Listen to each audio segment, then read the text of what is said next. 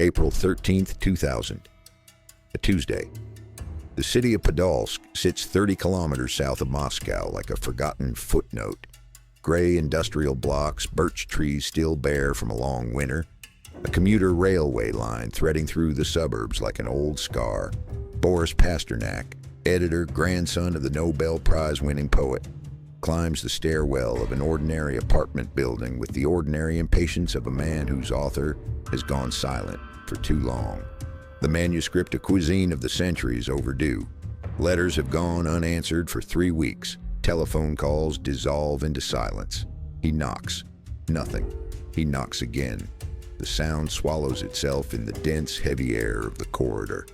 And then, gradually, unmistakably, he registers something that the rational mind refuses to process at first. A smell. Not the ordinary smell of an old man's apartment, of paper and boiled potatoes and strong tea. Something older.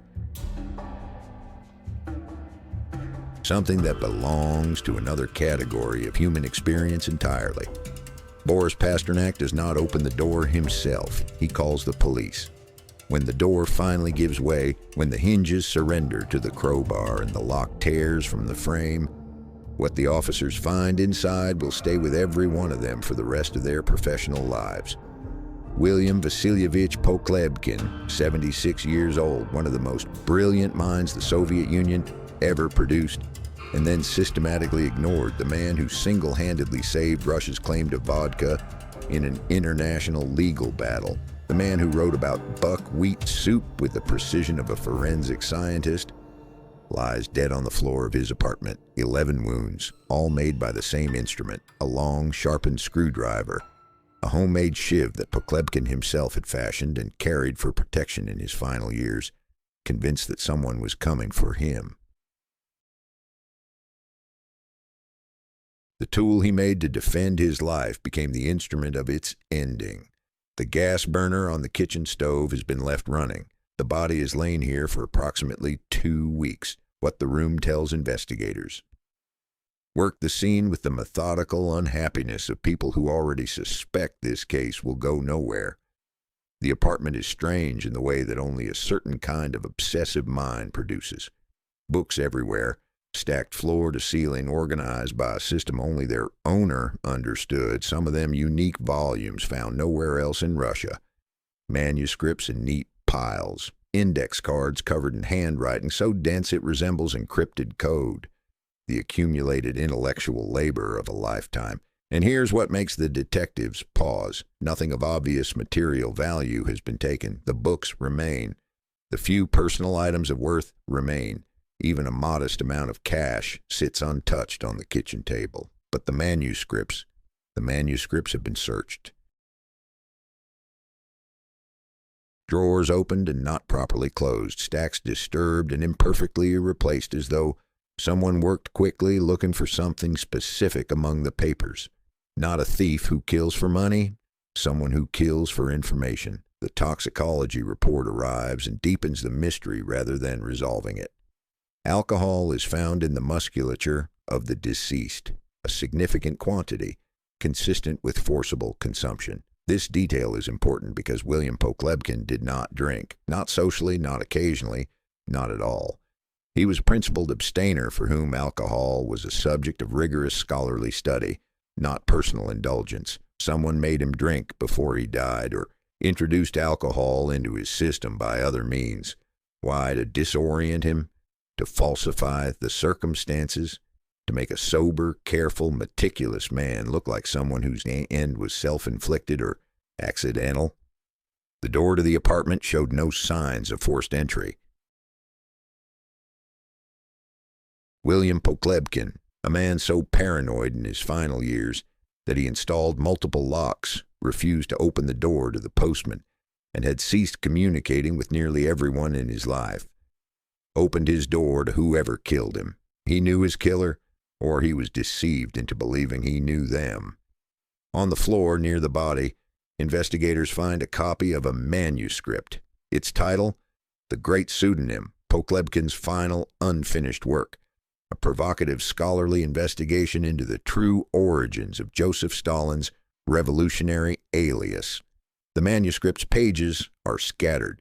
A boot print, heavy, deliberate, belonging to no one who lives in this apartment, rests squarely on the cover page. Someone stepped on Stalin's name on their way out. Whether this was careless or intentional is a question that will never be answered. The man the room belonged to.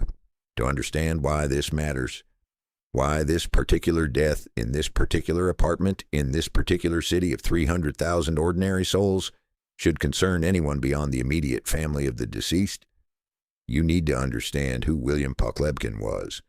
And to understand that, you need to go back. Not to 2000, not to 1991, when his history of vodka became a global sensation. Not even to the 1970s, when the Soviet government came to him as a last resort in a battle it was losing before the international courts of The Hague. You need to go back to 1937, to a boy of 14 who came home from school one afternoon and found his world had been rearranged while he was gone. His father, Vasily Mikhailov, known to his comrades under the revolutionary pseudonym Pokhlebkin, taken from the Russian word for a humble, nourishing soup, had been arrested by the NKVD. Vasily Mikhailov was a committed Bolshevik, a man who had given everything to the revolution. It made no difference. The purge machine did not distinguish between conviction and guilt. In one day, the family name became toxic. The son became a social liability, a political question mark, a file on someone's desk somewhere. In the Soviet system of the 1930s, a child's future was determined not by his intelligence, not by his capacity for work, not by any quality inherent to himself, but by the content of his father's file in the Security Service archives. William Vasilyevich Mikhailov, who would spend his adult life under his father's pseudonym, claiming it as his real surname, because even the name of a disgraced man was preferable to no identity at all, learned at 14 years old that the system he lived inside was not a meritocracy, it was a machine. And machines do not care about the individuals caught in their gears. This knowledge would shape everything that followed, every professional choice, every personal habit, every precaution, every lock on every door. The last day anyone saw him alive. The last confirmed sighting of William Pokhlebkin alive is March 22, 2000. He travels from Podolsk to Moscow, a journey he had made hundreds of times on the same suburban commuter train through the same industrial outskirts. He visits the Polyfact publishing house. He meets with Boris Pasternak to discuss the delayed manuscript. By all accounts, the meeting is routine, professional, unremarkable. He leaves the publisher's office dressed as always when he went to Moscow in his good suit and tie, a habit from a different era, the formal self-presentation of a man who believed that how you appeared in public was a statement of your relationship to the world around you. He boards the train back to Podolsk. Someone on that train or at the Podolsk station or in the street between the station and his apartment building takes notice of him. This is speculation, of course. Everything about what happened between March 22nd and the moment his body was found is speculation, inference, detective work applied to a crime that the official investigators would abandon within 18 months. The case, designated in police records under a number that means nothing to history, would be officially suspended in October of 2001. Unsolved. Without a suspect, without a credible theory of the crime that anyone in power felt compelled to pursue. 25 years later, it remains exactly that. A question that outlives its subject. The boot print on the manuscript, the missing pages among the papers, the alcohol in the muscles of a man who did not drink, the 11 wounds from a weapon the victim made with his own hands. The door that opened without force to admit whoever came to end a 76-year life spent in the pursuit of historical truth. These are not the details of an ordinary robbery gone wrong. These are the details of a message, a killing that communicates something even if we cannot read it clearly across the distance of 2.5 decades. Someone wanted something that William Pokhlebkin possessed or wanted something that William Pokhlebkin knew or wanted William Pokhlebkin simply and entirely stopped. These three possibilities are not mutually exclusive. They may all be true simultaneously. What is certain is this: the man who dedicated his life to unearthing the buried secrets of Russian history, who proved against institutional resistance and scholarly contempt that food and drink are not trivial subjects but the encoded autobiography of a civilization, died in circumstances as murky and contested as any of the historical mysteries he spent his life investigating. The detective became the case. The archivist became the missing document. The man who read the traces of the past left traces of his own that no one has yet learned to read. To understand what was lost in that Podolsk apartment on an unmarked day in late March of 2000, we need to begin at the beginning, not with the death, with the birth. With 1923 and a child growing up in a country that was making itself up as it went along, and the son of a revolutionary who would one day argue before the watching world about the true origins of Russia's most famous drink and win. That story begins in the next part. And it starts, as all the most important Russian stories do, with an arrest. Moscow, 1923.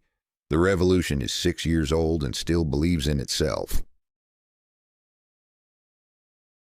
The streets are alive with the energy of people who think they are building something that has never existed before.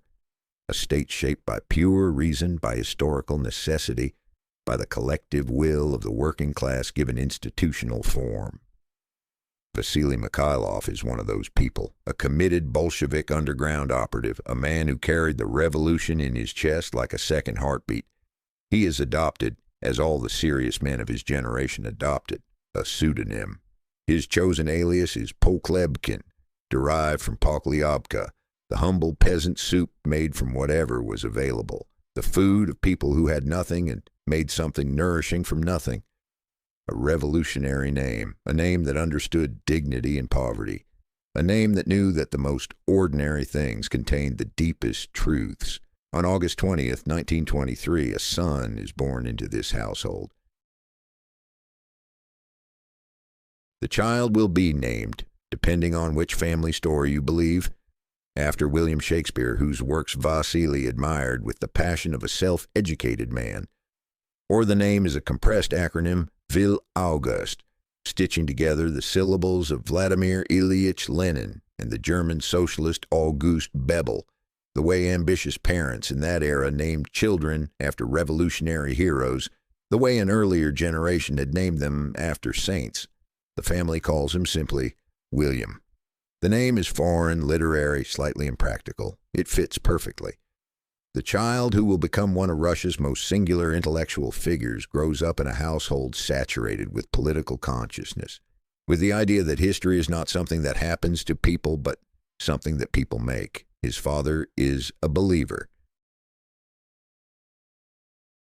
And believers, in the Soviet Union of the 1920s and early 30s, occupy a precarious and magnificent position.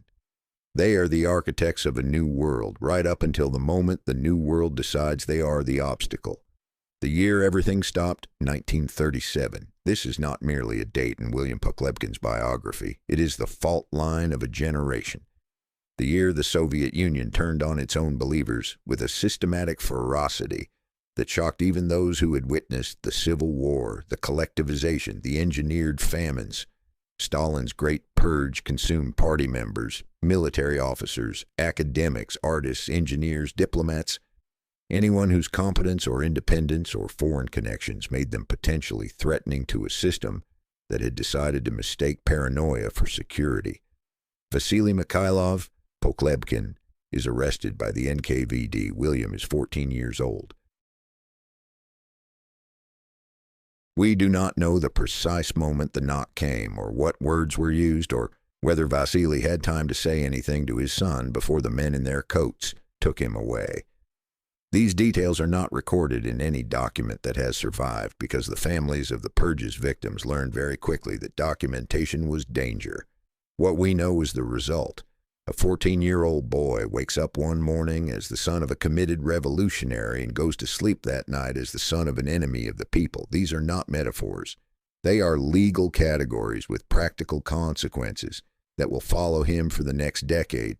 The apartment changes. The social circle contracts. Neighbors who were friends become neighbors who are cautious. Teachers who were encouraging become teachers who must balance their professional obligations against the political risk of special attention to a compromised child. The boy is still intelligent, more intelligent than almost anyone around him recognizes, because his intelligence now lives inside a container of enforced invisibility. He learns the skills that the children of purge victims all learn: how to be present without being conspicuous, how to excel without attracting the wrong kind of notice, how to hold your real thoughts in a separate room inside your head and present only the approved thoughts to the public face of Soviet daily life. These are, it turns out, exactly the skills of a historian.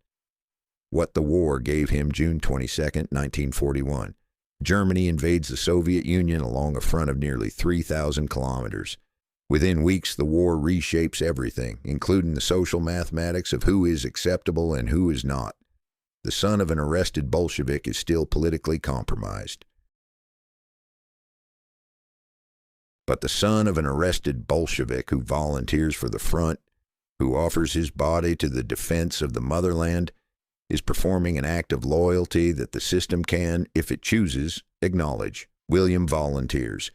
He's 18 years old. He speaks German, an unusual and valuable skill acquired through the same hunger for self-education that drove his father's generation to read Shakespeare and Marx and anything else that carried the weight of serious thought.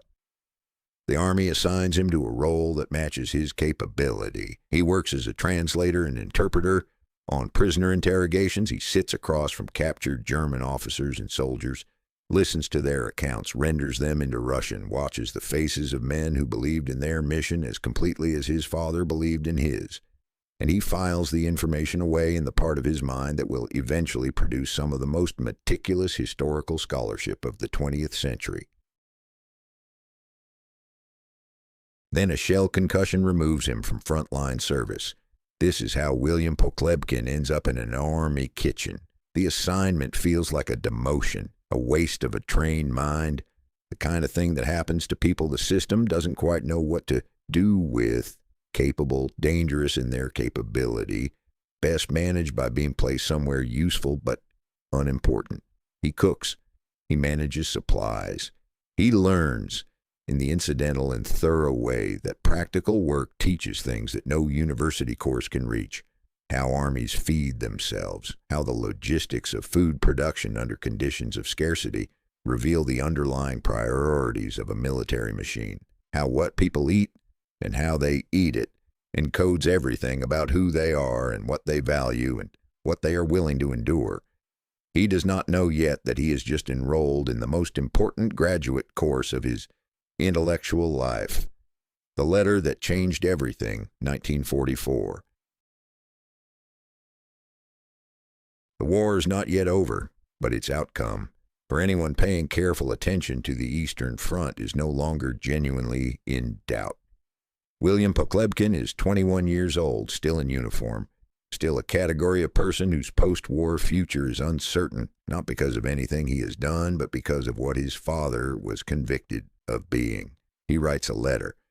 This act of confident audacity, drafting a formal request to the political administration of the Red Army, asking to be enrolled at Moscow State University, arguing his case on the basis of his service record and his intellectual qualifications, is either the bravest thing a young man in his position could do, or the most naive, probably both. The Soviet bureaucracy receives thousands of such letters and routes, most of them to the archive, where aspirations go to be filed and forgotten. But something in this letter, or something in the specific timing, or something in the specific constellation of factors that governed how the system metabolized individual cases in the spring of 1944, produces an unexpected result. Permissions granted. The permission does not feel miraculous to those unfamiliar with the era, but for the son of a man arrested by the NKVD in 1937, Admission to Moscow State University is not a routine academic milestone. It is a negotiated redemption. It is the system saying conditionally and with reservations that will never be fully lifted. You may proceed for now under observation. William Pokhlebkin understands the terms. He accepts them. He has no other option. But the understanding creates something in him, a relationship with official institutions that is permanently and correctly calibrated as transactional rather than trusting. The system helped him once when it suited the system's purposes. It may help him again for the same reason. It may reverse course at any time for the same reason. He will never confuse its pragmatism for genuine support. MGIMO and the strategic mind after demobilization. Pokhlebkin enrolls at the Moscow State Institute of International Relations, MGIMO, and studies from 1945 to 1949. He chooses to specialize in Scandinavia and Yugoslavia, a choice that looks from the outside like the preference of a man drawn to peripheral and quieter corners of the historical map.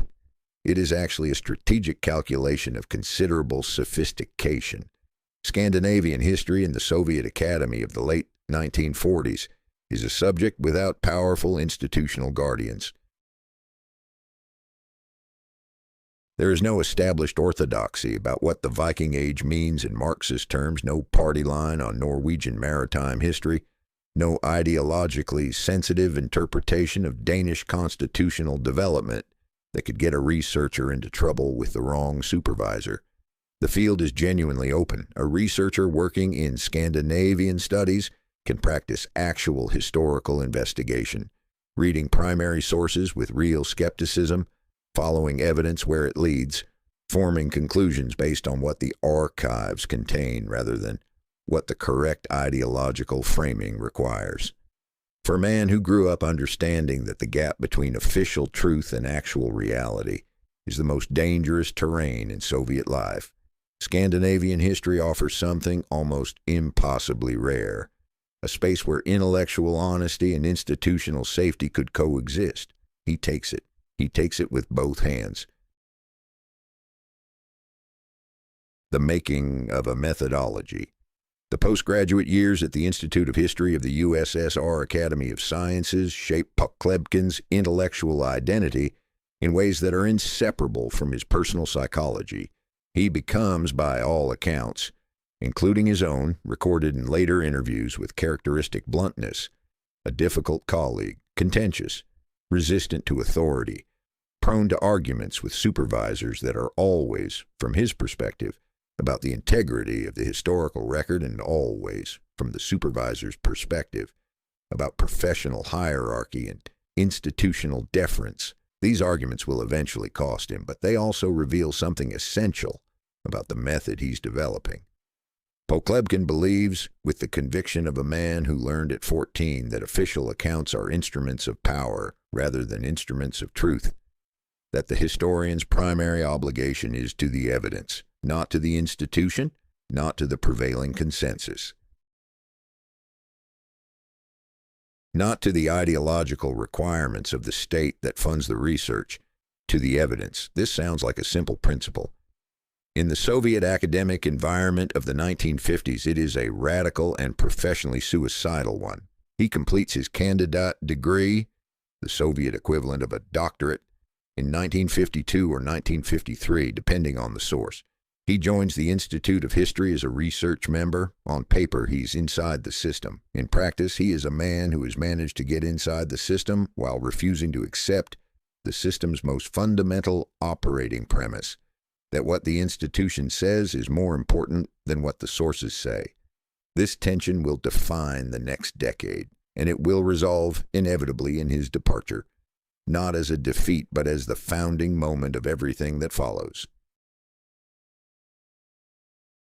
The Journal and the Archive.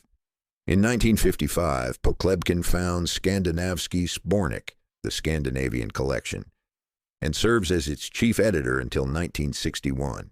This is, in the context of Soviet academic publishing, an extraordinary act.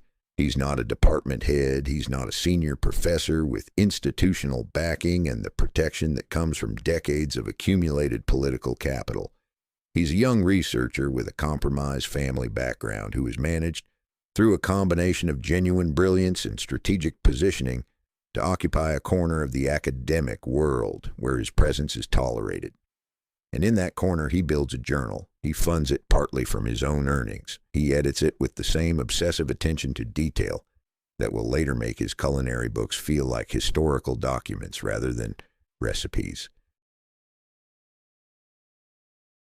He publishes genuine scholarship, work that treats Scandinavian archives as sources of real historical insight, rather than raw material to be processed through the filter of Soviet ideological requirements.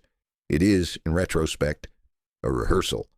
He's learning how to be a self-contained intellectual enterprise, how to produce serious work without institutional support, how to maintain the integrity of the research process when the institutions around you are primarily interested in the conclusions rather than the method.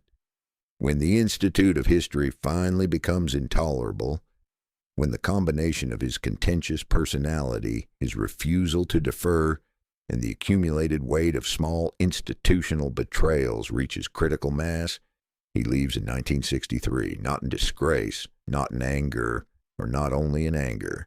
He leaves because he has already figured out the next step. The question of food, of what people ate in what periods of history, and what that revealed about who they actually were beneath the layer of official self-presentation, has been forming in the back of his mind for years. A man who learned about human nature from an army kitchen is about to apply everything he knows to the most intimate and revealing archive of all.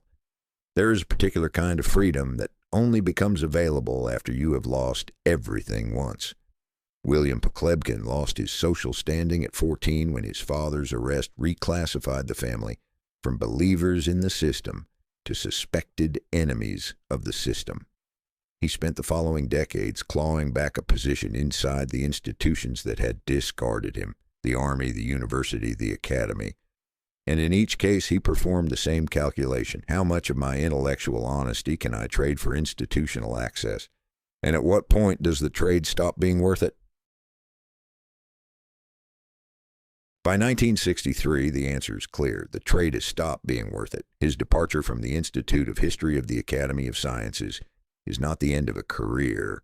It is the beginning of one. Pokhlebkin is 40 years old. He has a doctoral degree, a decade of published scholarship, a working knowledge of more archival systems than any of his former colleagues have visited, and, crucially, he has spent 6 years editing Skandinavsky Spornik on a shoestring budget funded by his own earnings, which means he knows something that most Soviet academics of his generation do not know: how to produce serious intellectual work without institutional money, institutional approval, or institutional protection. He walks out of the institute carrying this knowledge like a set of tools.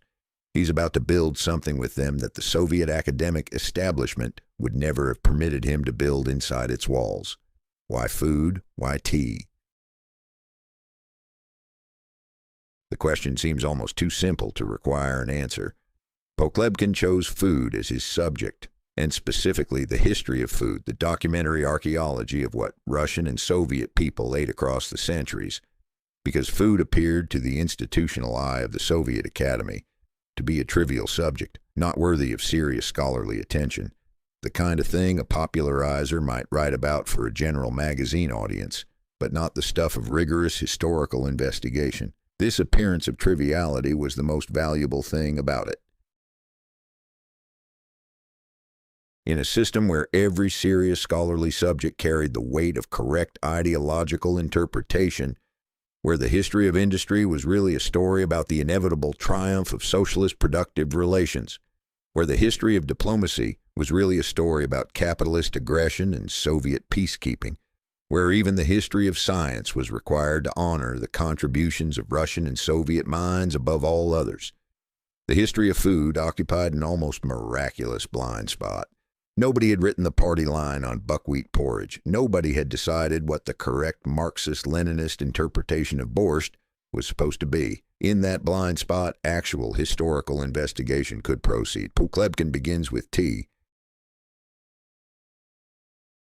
His first major popular work, Historical and Cultural Examination of Tea, its origins, its arrival in Russia, its preparation, its social role, appears in the pages of Ogonyok, the Soviet illustrated magazine that served as the country's most widely read popular publication. The article reaches millions of readers who have no particular interest in academic history but a very specific and personal relationship with tea. In the Soviet Union of the 1960s, the kitchen table and the act of brewing and drinking tea together constitute something that cannot be said plainly in public but is understood by everyone. This is the space where real conversations happen, not the public conversations, not the approved conversations, not the conversations that are reported at party meetings, the real ones. A scholar who writes about tea is writing about that space, and millions of people recognize it immediately. The method that made him dangerous. What separates Pokhlebkin's culinary history from the work of a mere recipe compiler or food journalist is the method. He approaches every subject, tea, bread, kvass, the vodka that will eventually make him internationally famous. As a forensic investigator approaches a crime scene, he does not begin with the conclusion. He begins with the evidence, manuscript sources, chronicle accounts, trade records, diplomatic correspondence, fiscal documents, household inventories. He reconstructs what people ate the way an archaeologist reconstructs a civilization from its pottery shards, with the understanding that every practical object of daily life encodes the values, the economics, the social hierarchies, and the self-understanding of the people who used it. When he travels to Stockholm in 1957, during his time at the Academy before his departure, on one of the research trips that Scandinavian specialization occasionally makes possible, he discovers in the Swedish diplomatic archives something that will crystallize his entire intellectual project. The Swedish ambassadors to the court of the Muscovite czars kept detailed records of the ceremonial feasts they attended. They noted with the careful professional attention of men whose job was to report everything potentially useful about the country they were observing, what was served, in what order, in what quantities, to whom. These records sit in the Swedish archives largely unexamined by Soviet historians, because Soviet historians had little reason to visit Stockholm, and even less institutional incentive to look for documentation that might complicate the prevailing narrative. The prevailing narrative in Soviet historical accounts of old Russian food culture was one of primitive simplicity. The Russian peasant tradition was robust and wholesome, but not elaborate, not refined, not the product of the same culinary sophistication that France or China could claim. This narrative served multiple purposes simultaneously. It framed Soviet dietary conditions not as deprivation, but as the continuation of a virtuous folk tradition. It deflected the comparison with European bourgeois cuisine that might otherwise be unflattering. It located the authentic Russian food tradition in collectivized simplicity rather than individual craft. The Swedish diplomatic records say something entirely different. What the Stockholm archives revealed, the feast records of the Muscovite court describe a culinary tradition of considerable sophistication and deliberate complexity, multiple courses, elaborate preparations, specific sequences governed by precise protocols that reflect not peasant practicality, but the kind of refined attention to the aesthetics of eating that the official Soviet narrative had assigned exclusively to Western court cultures. For Pokhlebkin, this is not merely an interesting historical footnote. It is the opening move in what will become a decade-long argument that Russian culinary culture was systematically misrepresented by the Soviet institutional narrative, yes, but also by an earlier tradition of self-deprecating nationalism, and that the misrepresentation was not innocent. It served specific ideological and cultural interests, and it could be corrected, but only by going back to the sources, only by reading the actual documents rather than the official summaries of what the documents were supposed to say. This methodology Go to the primary source, distrust the institutional summary, reconstruct the reality from the evidence that preceded the interpretation is not only a historical method, it is the intellectual autobiography of a man who grew up understanding that official accounts are tools of power. The approach he brings to Tsarist feast records is the same approach he has been bringing to Soviet daily life since he was 14 years old and learned that the story the state tells about itself is not the same as the story the evidence tells. He begins writing. The books come with the steady, disciplined productivity of a man who has no institutional duties, no committee meetings, no bureaucratic obligations. He's a freelance journalist and popular writer now, a status that Soviet society regards with a mixture of condescension and unease, because someone who earns their living by writing for the public without an institutional affiliation is a category the system cannot quite classify or control. Condescension he can survive. The inability to control him is the problem from the system's point of view, and it will eventually produce consequences. The Tea Book and the Ban, A Cup of Tea, Pokhlebkin's first book-length treatment of a culinary subject, published in the early 1960s and later revised and expanded repeatedly, becomes a phenomenon, not simply a popular success, though it is that, a cultural event, a book that people press into the hands of friends and colleagues with the urgency reserved for things that say something true that everyone has been feeling but nobody has found the words for. The book works on multiple levels simultaneously. On the surface, it is exactly what it appears to be, a thorough, engaging, historically rigorous account of tea, its origins in China, its overland journey across Asia, its arrival in Russia, its differentiation into national brewing traditions that reveal, if you look carefully, the specific character of each culture that absorbed it. The scholarship's real. The research is genuinely impressive. The writing has the quality that distinguishes great popular scholarship from mere popularization. It makes the reader feel not that they are being talked down to, but that they are being let in on something. Below the surface, it is a book about the kitchen table, about the space where real thought happens in a society where official public space is managed and monitored. The act of making good tea, which Pokhlebkin describes with the kind of precise, patient attention that his readers immediately recognize as a critique of Soviet hurry and carelessness, is an act of deliberate individual attention to quality in a context that systematically discourages individual attention to quality. Readers understand this. They understand it without it being stated. The book passes from hand to hand. The authorities understand it too, not immediately. It takes time for the machinery of cultural surveillance to process a book about tea and determine that a book about tea can constitute a form of quiet insubordination. But eventually the determination is made. Pokhlebkin encounters the specific Soviet institutional punishment reserved for people who have become culturally influential without being politically controllable. Not arrest, not public denunciation, but the slow, administrative withdrawal of access and opportunity. Difficulties with publishers. Manuscripts that take years to be approved, the sense that invisible hands are pulling levers to ensure that the work reaches fewer people, that the platform shrinks, that the inconvenient voice is managed downward rather than silenced outright. He responds by working harder. He has nowhere to retreat to, no institutional position to protect, no career ladder to fall from. He's already operating at the maximum distance from official support that a person can occupy while still functioning inside Soviet society. The administrative harassment is real, but it cannot reach the fundamental thing it is trying to affect, the quality of the thinking and the existence of the manuscripts in their drawers. The bread, the kvass, the invisible archive. Through the 1960s and into the 1970s, Pokhlebkin works across an enormous range of subjects, all held together by the same underlying methodology.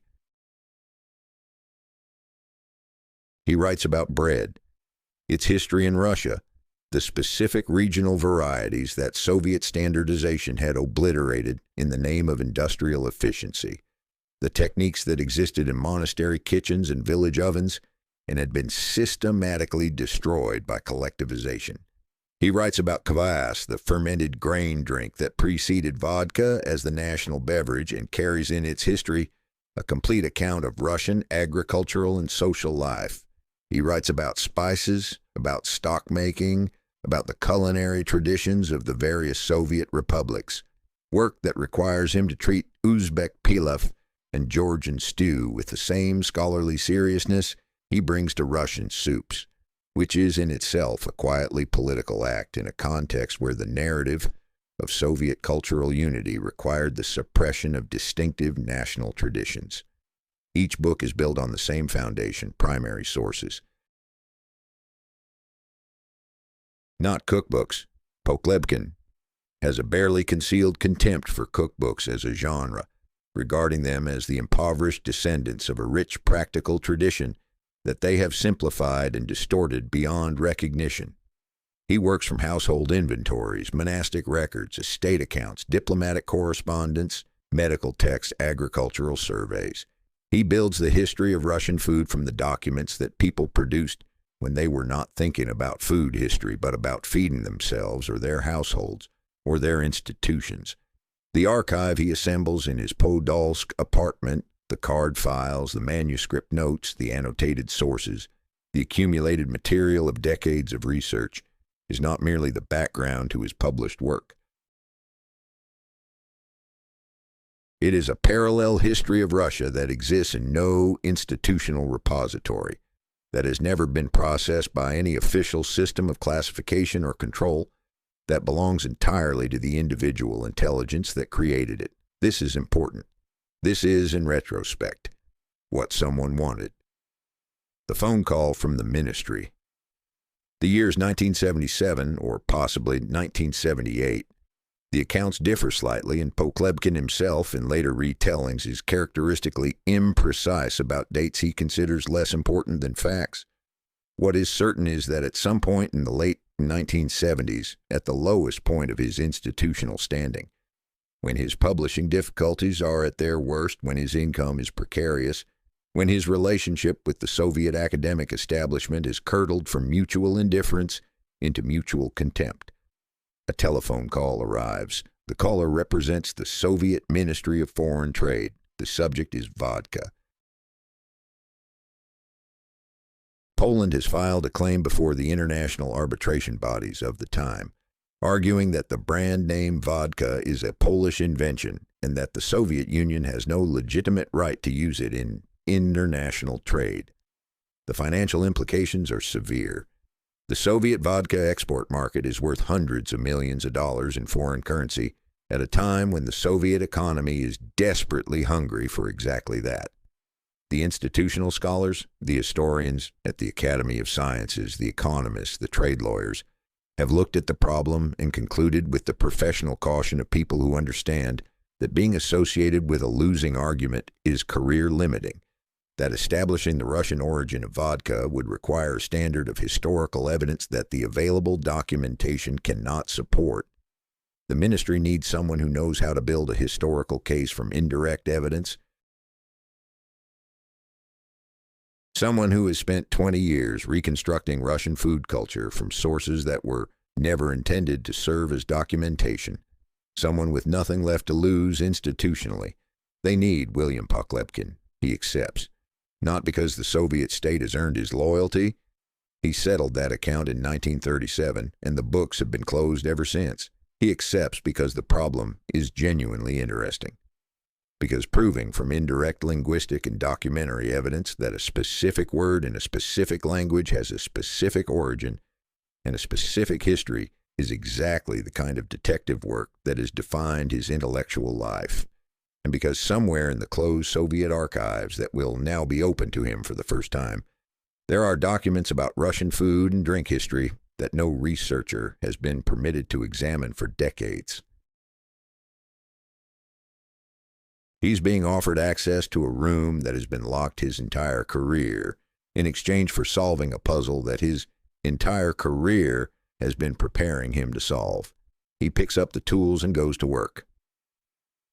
There is a particular satisfaction in being called upon by the very system that spent years making your professional life difficult. William Pokhlebkin, standing in his Podolsk apartment surrounded by 30 years of accumulated archival notes, receiving the commission that the Soviet Ministry of Foreign Trade could not give to anyone else, understands this satisfaction with the clear-eyed realism of a man who does not confuse vindication with justice. The system has not admitted it was wrong about him. The system has simply run out of other options. This distinction matters. It will matter later when the victory arrives and the institutional machinery tries to absorb the credit. The problem Pokhlebkin has been handed is, on its surface, a legal and diplomatic one. Poland's claim rests on a straightforward argument. The word vodka appears in Polish historical records before it appears in Russian ones. Therefore, the product is Polish. Therefore, the brand belongs to Poland. Therefore, the Soviet Union is profiting from cultural appropriation that international trade law should correct. The Polish legal team has done its homework. The documentation is real. The chronology, as established by conventional archival research, appears to support their position. Conventional archival research is, of course, exactly the kind of thing Pokhlebkin has spent his career treating as an insufficient tool. He begins not with the vodka records, but with the language, with the word itself. The detective and the dictionary. The word vodka contains, if you know how to read it, its own origin story. The Russian suffix ka is a diminutive, a grammatical tool that creates a smaller, more intimate, more colloquial version of a base word. Voda means water. Vodka means, literally, little water, or dear water, or water thing, the diminutive form that Russian speakers naturally generate when they want to indicate affectionate familiarity with a substance that has become woven into the fabric of daily life. This morphological structure, the specific way the diminutive attaches to the root, is characteristic of Russian linguistic behavior, not Polish. Polish diminutive formation follows different rules, different sound patterns, different grammatical logic. This is the first piece of the case, not definitive on its own, but it establishes that the word sounds like it was born in Russian. The second piece requires access to the archives. The closed archives, the monastery records, the fiscal registers, the royal household accounts of the Muscovite state from the 15th century onward, that Soviet institutional historians had been sitting on for decades without examining them for this particular question. Pokhlebkin has now been granted access. He moves through them with the systematic efficiency of a man who has been waiting his entire professional life for this moment, reading not for the obvious, but for the incidental, for the passing reference, for the document that records something routine about vodka production or taxation or distribution, precisely because the scribe writing it had no awareness that he was producing evidence for an international legal dispute 5 centuries in the future. The critical document, the one that will eventually anchor the entire argument, is a fiscal record from the Muscovite state, establishing that spirits distillation was being taxed as a recognized and established industry by the year 1478, not invented in 1478. Taxed, which means the industry existed, was substantial enough to constitute a revenue source, and had been operating long enough for the administrative machinery of the state to have developed a formal relationship with it. Tax documentation, Pokhlebkin has always argued, is the most honest form of historical evidence, precisely because it was produced without any intention of making a historical argument. It was produced to collect money. The earlier boundary is even more extraordinary. Evidence suggesting distillation practice dating to as early as 1431 in the records of the Muscovite monastic system, where the production of what the documents call bread wine, a precursor category to what would later be called vodka, appears in accounts of monastic economic activity. Poland cannot match these dates. The Polish documentary record for spirits production begins later. The linguistic argument and the archival argument point in the same direction. The case assembled Pokhlebkin works for approximately 1.5 years. This is a remarkably short time for the scope of what he produces. A comprehensive historical linguistic archival argument that traces the Russian origin of vodka through multiple independent lines of evidence, each reinforcing the others, constructed with the documentary discipline of a scholar who understands that an argument built on a single source is an argument waiting to collapse. The methodology is elegant in the way that only solutions to genuinely difficult problems can be elegant. He does not try to find a single smoking gun document that says Russia invented vodka on this date. Such a document does not exist and never will, because the people who first produced vodka were not thinking about brand ownership. They were thinking about what to do with surplus grain.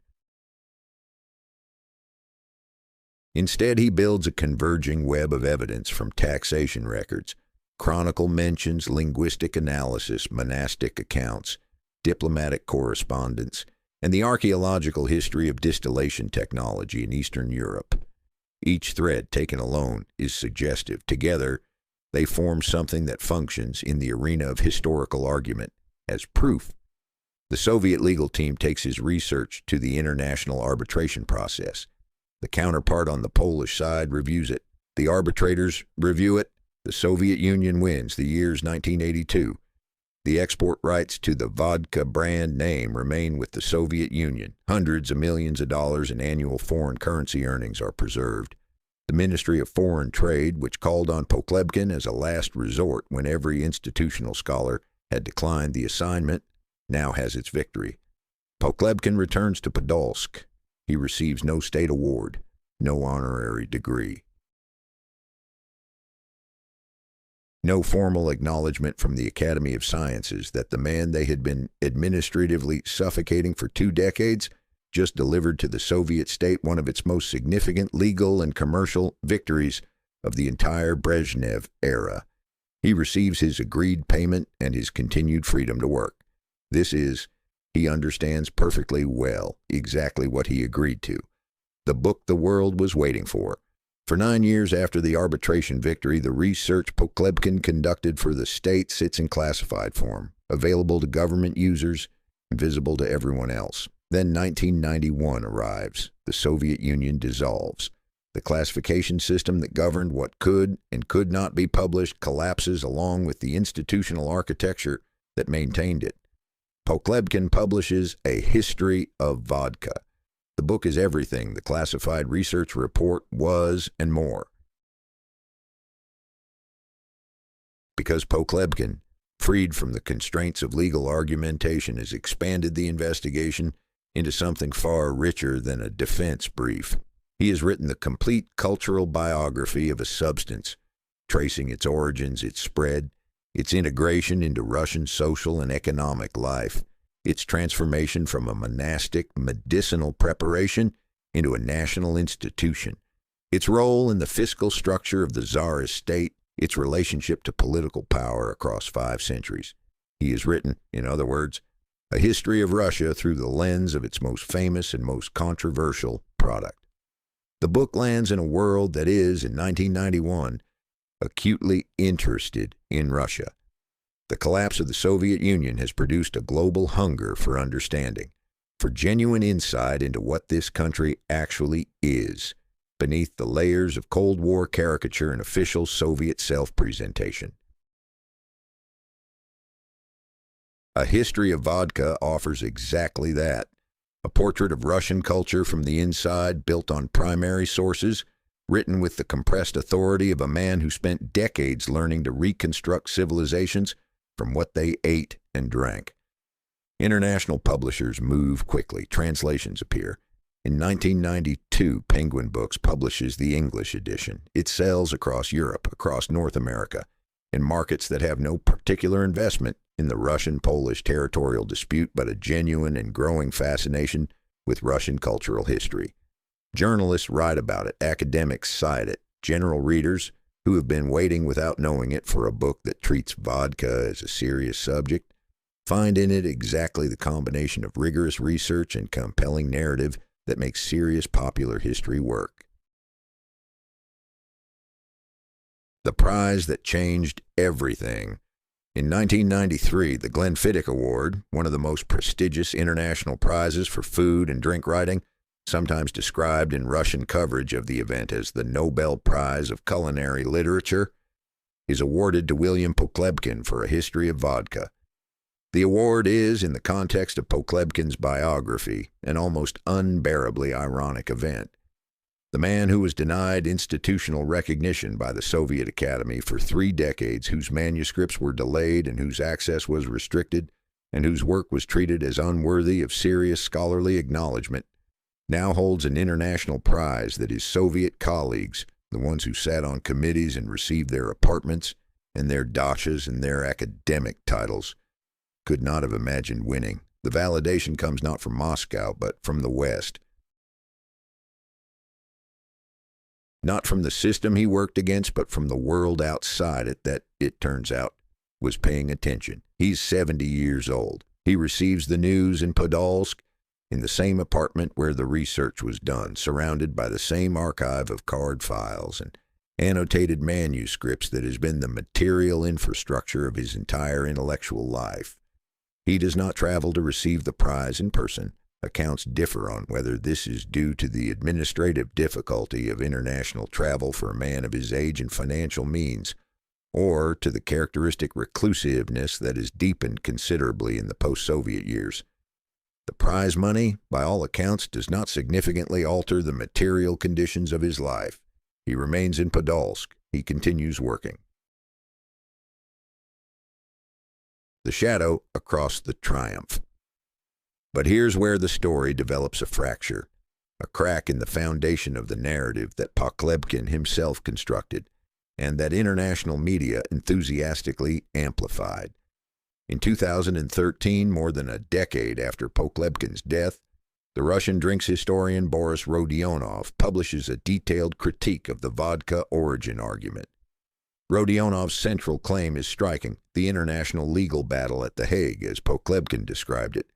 The formal arbitration proceeding in which the Soviet Union faced Poland before an international tribunal and won may not have happened in the form Pokhlebkin claimed, or may not have happened at all in an institutional sense. What actually occurred, Rodionov argues, was a diplomatic and commercial negotiation, a shift in how the product was marketed internationally, a resolution achieved through trade channels rather than through formal legal proceedings before an international court.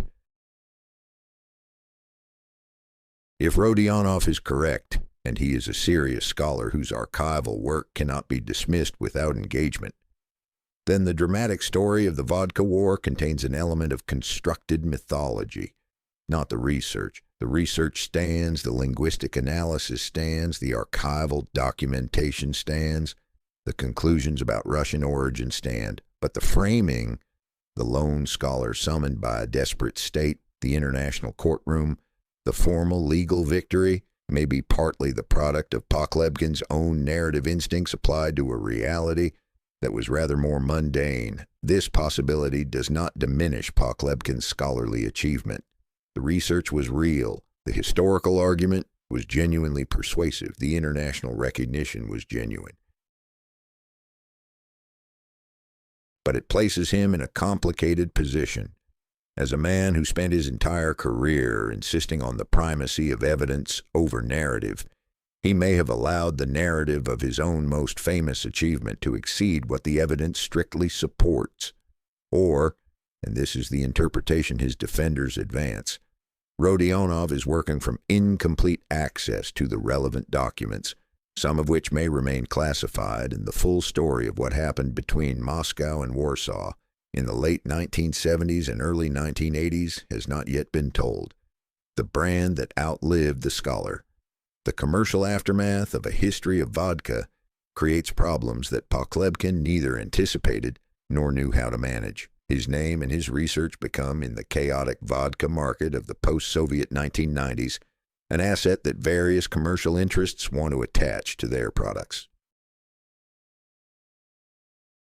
The argument that Russian vodka has a centuries-old authenticated history, an argument that Pokhlebkin spent a decade building from primary sources, becomes in the hands of marketing departments a sales pitch. Distilleries reference his work in their advertising. Importers cite his historical findings as authentication of their product's legitimacy. The scholarship gets converted into brand value, and the brand value generates money for people who had nothing to do with the scholarship. Pokhlebkin receives none of this money. He owns no intellectual property in the commercial sense that matters in the 1990s. He wrote the research under a state commission, published it as a scholarly work, won an international prize, and then watched as the practical financial fruits of the work were harvested by people operating in the new commercial reality of post-Soviet Russia, a reality for which his entire biography had not prepared him, and which he regards with the settled contempt of a man who has never trusted institutions, as simply one more confirmation of what he has always known. The system, any system, takes what it needs from individuals and returns as little as it can arrange to return. In the late 1990s, Pokhlebkin begins telling people that he's being followed, that his telephone is monitored, that someone tried to break into the apartment, that there are men outside who take an interest in his movements.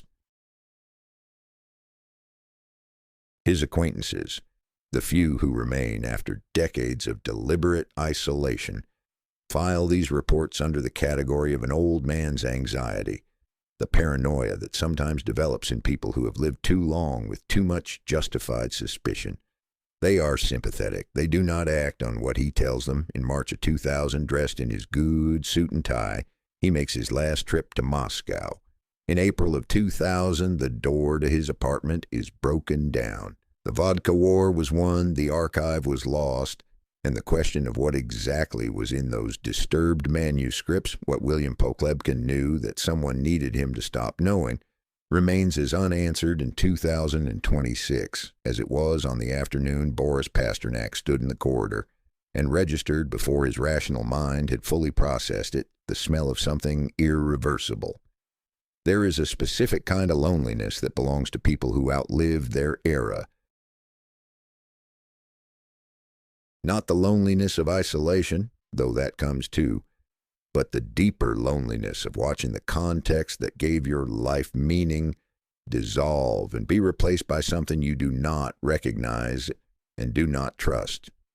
William Pokhlebkin had spent his entire intellectual career operating in opposition to the Soviet system. He understood that system with the precise personal intimacy of someone who had been damaged by it as a child and spent the following 5 decades navigating its pressures. He knew its rules. He knew where the walls were. He knew which corners offered shelter and which corridors led to exposure. In 1991, that system disappears. What replaces it is, from Pokhlebkin's perspective, considerably worse. Not because the Soviet system was good, he had never believed that, but because its replacement is a form of chaos that combines the worst elements of everything he has distrusted his entire life. The arbitrary violence of the purge years, the institutional cynicism of the Brezhnev era, and a new ingredient that the Soviet system had at least nominally suppressed, the naked, unmediated power of money to determine who lived safely and who did not. The Russia of the 1990s is a country where people are killed for what they know, for what they own, for what they have written, for what they might write. This is not paranoia. This is a statistical reality that any attentive reader of the Moscow newspapers of that decade could verify with a 30-minute review of the crime pages. Journalists are shot. Bankers are blown up in their cars. Academics who possess commercially valuable knowledge about mineral rights, about intellectual property, about historical claims that have implications for brand ownership, discover that the post-Soviet marketplace has no mechanism for protecting individual holders of inconvenient information. Pokhlebkin registers all of this. He registers it the way he has always registered the gap between official reality and actual reality, carefully, methodically, without the consoling self-deception that it cannot happen to him. He installs additional locks on his apartment door. The friend who died first among the many deprivations of Pokhlebkin's later years, the financial precarity, the institutional invisibility, The deliberate isolation that had hardened from a protective strategy into a way of life. Perhaps the most significant is the loss of Ivan Starosenkov. Starosenkov was Pokhlebkin's neighbor in the Podolsk apartment building, and in the taxonomy of Pokhlebkin's relationships, a taxonomy that contained almost no entries in the category of genuine personal friendship, he occupied a position of unique importance, not an intellectual peer, not a professional associate, not a reader who had become a correspondent, simply a neighbor, a man who lived nearby, who shared the ordinary physical proximity of adjacent apartments, who could be spoken to without the mediation of manuscripts or scholarly argument or any of the other formal structures through which Pokhlebkin related to the world. In a life defined by deliberate distance from other people, a neighbor who was simply present, available for the unplanned conversation, the practical assistance, the human contact that requires no justification beyond proximity, was something irreplaceable. Starosenkov dies in 1997. Pokhlebkin is 74 years old. He has no other friends in the neighborhood. He has no close family in regular contact. He has the archive, the manuscripts, the research, and the silence of an apartment building where he now knows almost no one and where almost no one knows him beyond his name on the mailbox. The additional locks go on the door. The curtains stay closed during daylight hours. The telephone calls that friends and professional contacts attempt increasingly go unanswered. Not because he's not there, but because answering requires opening a channel to the outside world, and opening any channel now feels like exposure. The sounds in the stairwell, beginning in approximately 1998.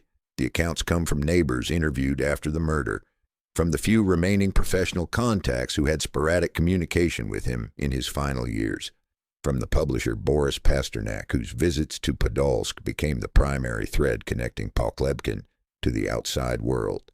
Pokhlebkin begins reporting specific incidents, not vague anxiety. Specific incidents. A sound in the stairwell at an hour when the building is otherwise silent. A telephone call in which someone speaks and then disconnects without identifying themselves. A mark on the door frame that was not there the previous day. The kind of mark that a tool makes when it is testing the resistance of a lock. In 1998, an attempted break-in that leaves physical evidence, scratches around the lock cylinder, disturbed dust on the threshold in a pattern inconsistent with the movement of the apartment's sole occupant. Pokhlebkin reports this to the local police. The report's taken. Nothing follows from it. He fashions the sharpened screwdriver. This act deserves a moment of careful attention because it is the detail that will later appear in the crime scene report, and that will generate the darkest irony of the entire story. William Pokhlebkin is a man who by all accounts held pacifist convictions with the same stubborn consistency he brought to everything else. He did not believe in violence as a solution to human problems. He had seen enough of what violence produced, in the purge that took his father, in the war that gave him a concussion and a posting to an army kitchen, in the post-Soviet landscape of contract killings and corporate warfare, to understand that violence is never a solution. It is a complication, and yet he makes a weapon, a long, sharpened metal implement, carefully worked to a point, carried in his clothing during the final years of his life. The man who does not believe in violence makes a weapon because he believes, with the same methodical evidence-based conviction that he brings to every other conclusion, that he is going to need it. What 3 books were doing to his enemies. To understand why Pokhlebkin might have attracted lethal attention in the final years of his life, it is necessary to understand what he was writing. Not what he had already published, the culinary histories, the vodka book, the tea book, the decades of popular scholarship that had made him quietly famous in Russia and internationally recognized in food history circles. What he was writing in the late 1990s in those locked rooms behind those reinforced doors, in the silence that followed the death of his last neighbor friend. He was working on 3 manuscripts simultaneously. The first was Cuisine of the Century, an examination of how the 20th century, through industrialization, collectivization, war, and the specific cultural violence of Soviet food policy, had destroyed or mutilated the culinary traditions of Russia and the Soviet republics. This was Pokhlebkin at his most politically explicit, a documented accusation built on the same archival methodology he had applied to everything else, arguing that what Soviet citizens ate in the 1970s and 1980s was not an acceptable approximation of their food heritage, but the end result of a systematic destruction of that heritage by state policy. In a country where veterans of the Soviet system still occupied positions of institutional and commercial power, this was not a comfortable book. The second manuscript was an expanded study of the history of distillation in Russia, building on and potentially revising aspects of the research he had conducted for the vodka arbitration. In the post-Soviet vodka market, now worth billions of dollars annually, fiercely contested between Russian and Polish and Swedish producers, with brand histories that carried direct commercial value, additional Pokhlebkin research on the origins of vodka was not merely an academic matter, it was a potential financial instrument. Control over the conclusions of that research or prevention of conclusions that might alter the legal and commercial landscape was worth money. Serious money of the kind that in 1990s Russia had a documented tendency to motivate serious violence. The third manuscript was the one whose pages were found scattered on the floor of the apartment, the one with the boot print on its cover, the Great Pseudonym, the Stalin book. The Great Pseudonym is Pokhlebkin's investigation into the origins of Joseph Stalin's revolutionary alias. The question sounds academic. Stalin chose his pseudonym as all the Bolsheviks chose theirs during the underground years, and the word means man of steel in Russian, and that seems to be the end of the story, except that Pokhlebkin, reading the primary sources with the same distrust of official summaries that characterizes all his work, finds the official account insufficient. The pseudonym's adoption is not as simple or as cleanly documented as the standard biography suggests.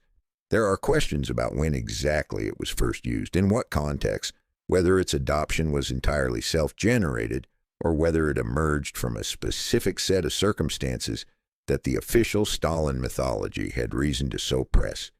Pokhlebkin's investigation, the specific conclusions of which were never published, since the manuscript was among the papers disturbed at the crime scene and its complete contents remain unknown, apparently challenged aspects of the canonical Stalin biography.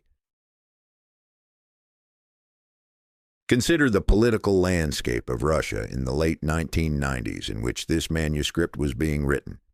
The Soviet Union has been dissolved for nearly a decade. The rehabilitation of Stalin as a historical figure, the slow, contested, bitterly argued process by which some Russians were moving toward a view of Stalin as a necessary historical force rather than a criminal, is well underway. Communist party structures with genuine electoral support are operating. Nationalist movements that draw on Soviet-era symbols and narratives are active. The Stalin question is not a settled historical matter. It is a live political one, a book that undermines the canonical Stalin biography, that raises questions about the construction of the Stalin identity from its foundations, is a book that threatens something, not to everyone. To the anti-Stalinist liberals, it would be welcome.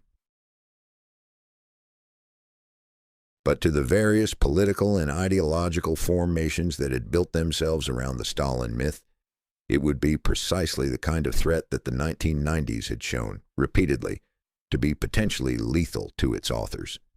Pokhlebkin was writing a book capable of making enemies on every point of the Russian political compass simultaneously. The Stalinists would find it threatening. The nationalists who had claimed Stalin as a Russian genius would find it threatening. The anti-Stalinist liberals might find it inconvenient if its conclusions complicated their preferred narrative. And the commercial interests, the people who were selling vodka and other products under historical brand names that Pokhlebkin's research might affect, were watching from a fourth direction entirely. The last winter, The winter of 1999 into 2000 is, by the accounts of the few people who had any contact with Pokhlebkin during that period, the bleakest chapter of a life that had seen considerable bleakness. He's 76 years old. His body, which he has maintained with the same disciplined attention he has brought to everything else, regular walks, careful diet, the kind of deliberate physical self-management that people who grew up in food scarcity develop as a lifelong habit, is less reliable than it was. The isolation has deepened to a point where days pass without any human contact. The archive surrounds him, the thousands of index cards, the annotated manuscripts, the accumulated material of 5 decades of research. And it is both his achievement and his prison. Everything he has built is in those rooms, and those rooms are where he's afraid he continues working. This is not heroism. This is simply who he is. The work is the thing that has remained constant through every external change. Through the purge that destroyed his family, through the war, through the institutional harassment, through the post-Soviet chaos, through the isolation, he does not know how to stop working any more than he knows how to stop being afraid. In February of 2000, he completes the Great Pseudonym to a sufficient degree that he's willing to let it leave the apartment. He delivers the manuscript to Boris Pasternak at the Polyfact Publishing House. Whether this delivery is an act of confidence, I have finished this, now it can be published, or an act of precaution, I need this to exist somewhere other than these rooms, is a question that Pasternak, in later interviews, does not answer definitively.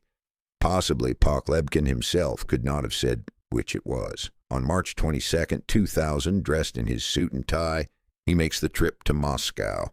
He discusses the manuscript. He discusses the delayed cuisine of the century.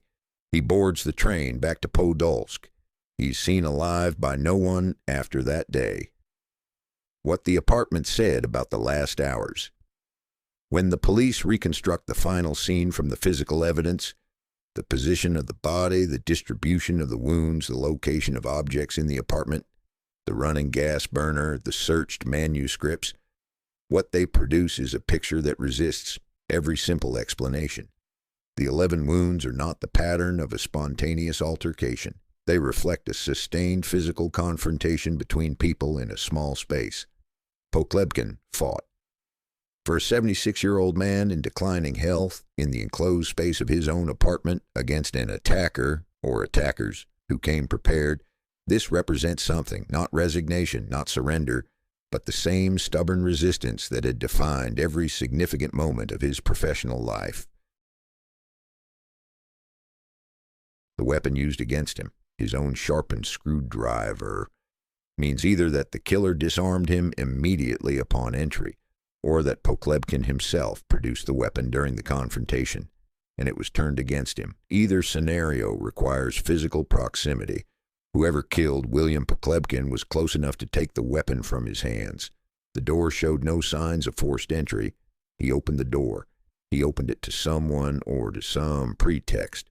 A neighbor, a delivery, a person in a uniform that suggested official business, that his carefully maintained defenses did not flag as threatening, or he opened it to someone he recognized, someone whose face corresponded to a name he had no reason to regard as dangerous. The gas burner running on the kitchen stove suggests interrupted domestic routine. Someone who was in the middle of making something, who stopped when the knock came, who went to the door and did not return. The manuscripts searched but not taken, or not all taken. The researchers who attempted to catalog what was missing from the archive in the months after the murder report that certain materials relating to the Vodka research are absent, and that the condition of the Stalin manuscript papers suggests that someone read through them quickly, possibly photographed or removed specific pages, and replaced them imperfectly.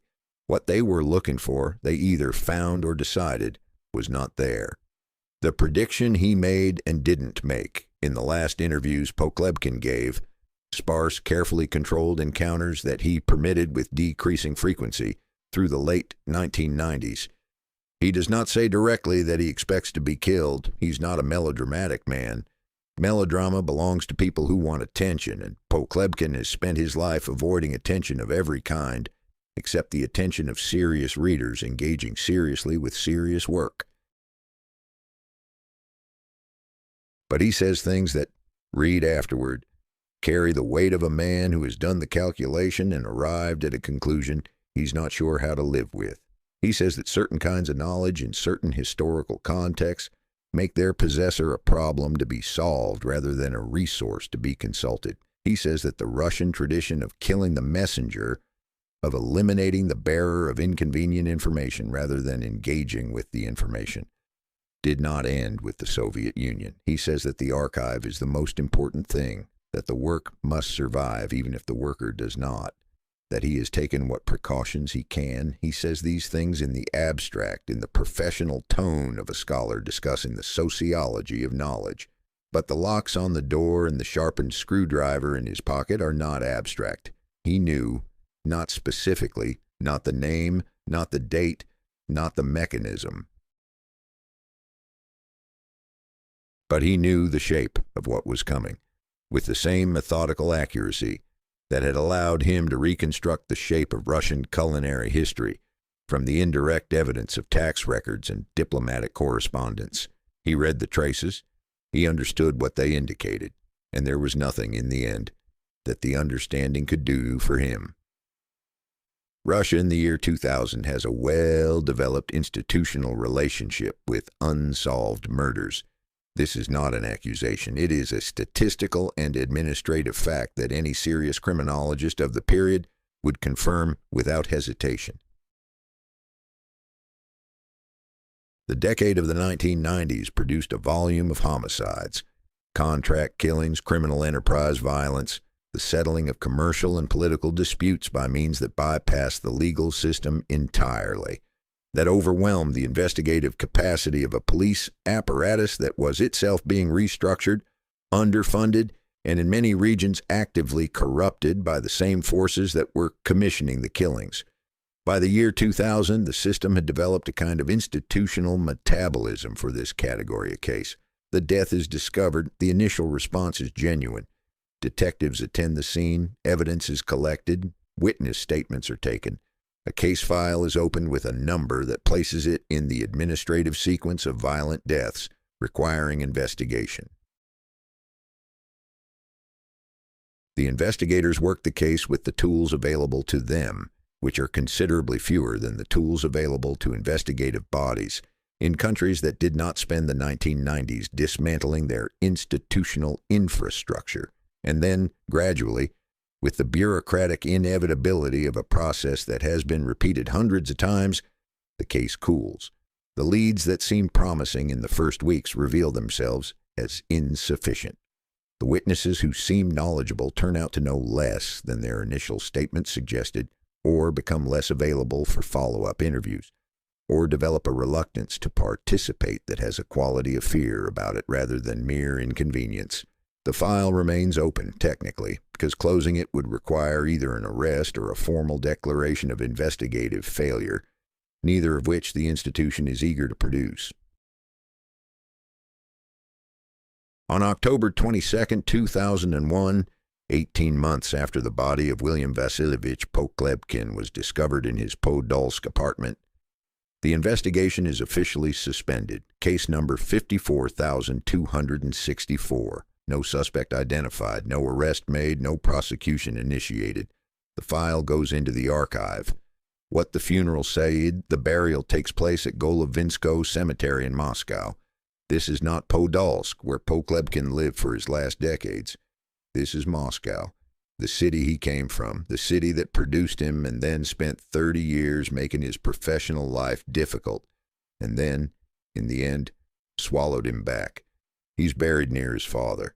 This detail, that's so quiet it almost disappears in the administrative record of a life ended, carries the full weight of everything.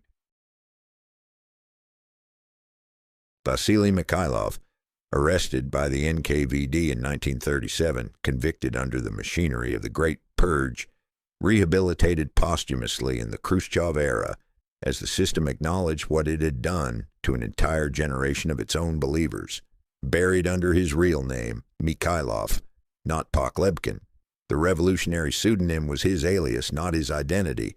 His son spent his entire adult life under that alias, claiming the pseudonym as his real name, building his entire public identity on the borrowed revolutionary moniker of a father the state had destroyed and then quietly rehabilitated. William Vasilyevich Pokhlebkin, buried beside William Vasilyevich Mikhailov. The son finally returned to the father under a shared name that was never officially either man's own. The gravestone reads both names. The mourners are few. The colleagues from the Academy of Sciences who might have attended, had his relationship with that institution been different, do not attend in significant numbers. The publishers come. Some readers, people who found in his book something that mattered to them personally, make the journey to stand at the grave of a man most of them never met. Boris Pasternak is there. The man who broke down the door is present at the closing of the case he inadvertently opened. Nobody speaks publicly about the murder. This, too, is characteristic of the moment, the early months of a new Russian presidency, a political atmosphere in which the instinct is to move forward rather than examine what was left behind in the chaos of the previous decade, what disappeared with him. In the weeks and months following the murder, as Pasternak and the small number of people with access to the apartment attempt to understand what they are dealing with, the inventory of what is missing begins to take shape. The published works are all accounted for. The books exist in the world, in libraries, in the hands of readers, beyond the reach of whoever visited the apartment that March. The completed manuscript of the Great Pseudonym had been delivered to Pasternak in February, so that too survives, though in what condition and with what completeness relative to Pokhlebkin's intentions remains a matter of scholarly debate. What is missing is the work in progress, the expanded Vodka research, the additional archival material gathered after the publication of A History of Vodka, the annotations and corrections and new findings that Pokhlebkin had been accumulating for a decade, material that might have revised or significantly deepened the conclusions of the published book, is gone. Not entirely. Some of it exists in the form of published articles and correspondence. But the unpublished manuscript materials, the card files specific to the later research, are absent from the apartment in a way that cannot be explained by Pokhlebkin's own organizational habits. The manuscript on the Mongol-Tatar yoke, a project Pokhlebkin had been developing for years, applying his archival methodology to the question of how the Mongol occupation of the 13th and 14th centuries actually functioned at the level of daily economic and agricultural life, a subject with significant implications for the nationalist historical narratives that were flourishing in the post-Soviet political atmosphere, is missing entirely. Not partially present, not reconstructible from notes. Gone. These absences do not have innocent explanations. An archive in disarray because an old man lived alone and maintained his papers imperfectly would show a different pattern. Random gaps, missing items distributed across subjects and periods. What is missing from Pokhlebkin's archive is specific. The missing materials cluster around the subjects that carried the greatest commercial and political sensitivity in the Russia of 1999 and 2000. Vodka brand history and Mongol-era economic structures, with implications for territorial and cultural nationalist arguments. Someone knew what they were looking for. Someone found some of it. The Petition and the Silence. In 2003, 3 years after the murder, a group of Russian cultural figures, academics, and readers organizes a public petition demanding that the investigation into Pokhlebkin's death be reopened. The petition accumulates 1,000 signatures. Not a negligible number for a campaign organized around the death of an academic historian in a country preoccupied with more immediately pressing political concerns. The petition is submitted to the relevant authorities. It is acknowledged. It produces nothing.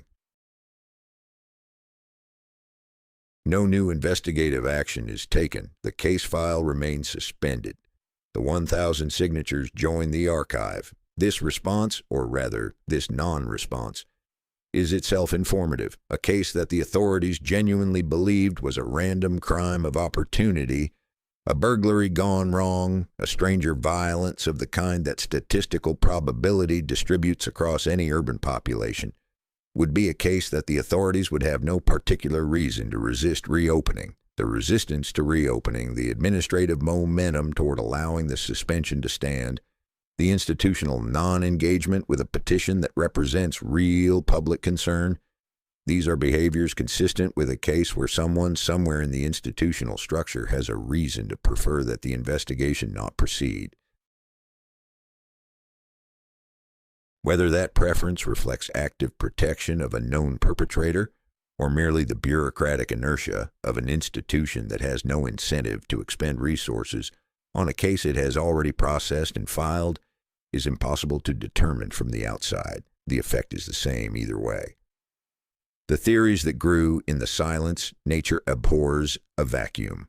When official investigations produce nothing and official silence persists, unofficial explanations rush in to fill the space. The theories that have circulated in Russian cultural and online media in the 25 years since Pokhlebkin's death form a spectrum from the plausible to the fantastical, and part of the genuine tragedy of the case is that the lack of investigation has made it impossible to distinguish responsibly between them. The commercial theory holds that Pokhlebkin's expanded vodka research, the unpublished material that is now missing from the archive, contained findings that would have had direct implications for the multi-billion-dollar international vodka market. In a decade when the Russian Standard and Stolichnaya brands were fighting for global market position, when the Russian-Polish dispute over the vodka name had commercial dimensions that dwarfed any academic argument, when the authentication of historical brand claims was worth serious money, controlling what Pokhlebkin's research said, or preventing it from saying anything at all, had a clear financial logic. The political theory focuses on the Great Pseudonym and the Stalin manuscript. In this reading, someone connected to the political formations that had built themselves around the Stalin mythology, Communist Party structures, nationalist organizations, the broad constituency of Russians for whom the Stalin question was not history but identity, decided that a rigorous scholarly deconstruction of the Stalin pseudonym's origins was a threat that needed to be stopped before publication. The timing in this reading is significant. The manuscript was delivered to the publisher in February, meaning that whoever wanted to prevent its circulation had a narrow window between the delivery and the printing. Except the delivery had already happened. The manuscript was already in Pasternak's hands. If the goal was to suppress the Great Pseudonym, the killing came too late. Which suggests either that the killers did not know about the February delivery, or that suppressing the published manuscript was not the primary objective, that what they came for was in the apartment, not at the publisher's office. The foreign intelligence theory, Polish security services, or other interests with a stake in the vodka origin question, circulates in the more conspiratorial corners of Russian media. It has the least evidentiary support of the major theories, but it has the most dramatic architecture. And in the absence of actual investigation, dramatic architecture fills the space that facts should occupy. The simplest theory, that Pokhlebkin was killed by someone from his immediate environment, possibly a person known to him, for reasons that had nothing to do with his intellectual work, cannot be ruled out. Murders do not always have ideological or commercial motives. Sometimes they are personal, domestic, rooted in conflicts so local and specific that they leave no traces in the historical record. The absence of evidence for this theory is not evidence against it. 25 years of unanswered questions. It is now 2026. The everyone who could have answered the central question, who opened that door, and why, and what they came to take or destroy, belongs to one of three categories. They are dead. They are old and protecting something that time has not yet dissolved, or they are living with the specific weight that people carry when they know the answer to a question that the world is still asking. The case file remains suspended in the archives of the Podolsk investigative apparatus. The 1,000 signatories of the 2003 petition have mostly moved on to other concerns, as one does, as one must. The missing manuscripts have not surfaced in any archive, any private collection, any online leak of documents. A history of vodka remains in print in multiple languages. The book about tasty and healthy food, Pokhlebkin's magnum opus of Russian culinary reconstruction, the book that most completely embodies his methodology and his vision of what food history could be, continues to be read, cited, cooked from. The intellectual legacy is intact and functioning, which is the form of immortality available to people who spend their lives producing work rather than accumulating power. The Great Pseudonym was published eventually in a form that reflects the manuscript as delivered to Pasternak in February of 2000. Whether it represents Pokhlebkin's complete and final intentions for the book, whether the pages that were disturbed on the apartment floor contain material that would have changed the published version, is unknown and may remain unknown permanently. The boot print on the cover, the 11 wounds, the alcohol in the muscles of a man who did not drink, the door that opened without force, the symmetry that history makes. There is a pattern in Pokhlebkin's life that only becomes fully visible from the end. He spent his entire career doing one thing, recovering what the official records suppressed. He read the indirect evidence, the tax document, the diplomatic account, the monastic inventory, and used it to reconstruct the reality that the official narrative had buried or ignored or distorted for its own purposes. He believed, with the absolute conviction of a man who had learned at 14 years old, that the gap between official truth and actual reality was the most important and most dangerous terrain in human affairs, that the buried reality could always be found if you were willing to do the archival work honestly. He spent his life opening locked doors. In the end, someone came and locked the most important door of all. The man who recovered the history of Russian food from the institutional amnesia of the Soviet state became, in his death, exactly the kind of historical mystery he spent his life investigating. A case where the direct evidence is insufficient, where the official investigation was abandoned before completion, where the surviving indirect evidence points in multiple directions simultaneously, where the most important documents are missing, and where the truth, the actual specific nameable truth of what happened, requires the kind of archival reconstruction that Pokhlebkin himself would have known how to perform. He was the only person qualified to investigate his own murder, and he was the one person who could not.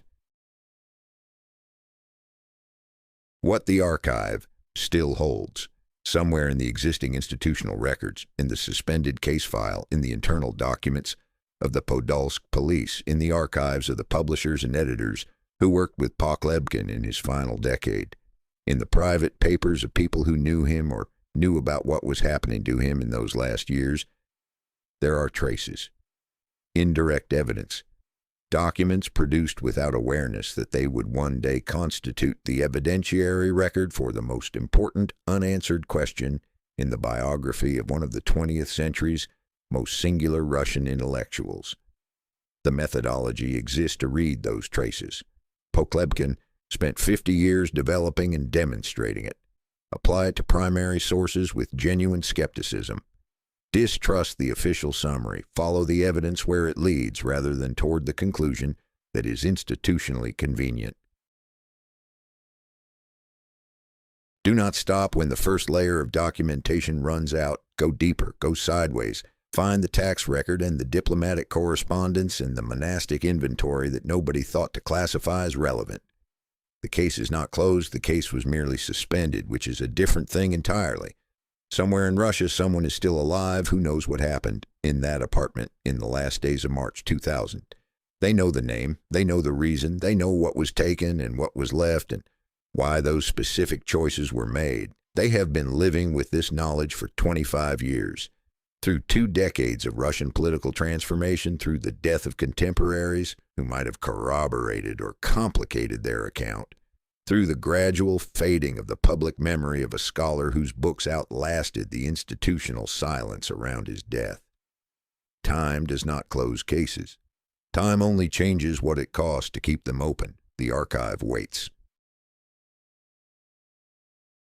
The methodology is available to anyone willing to use it. The door that William Pokhlebkin spent his life learning to open is still there, at the end of a stairwell in Podolsk, in the institutional memory of a country that has not yet decided whether it wants to know what is behind it. He knocked. He always found a way through.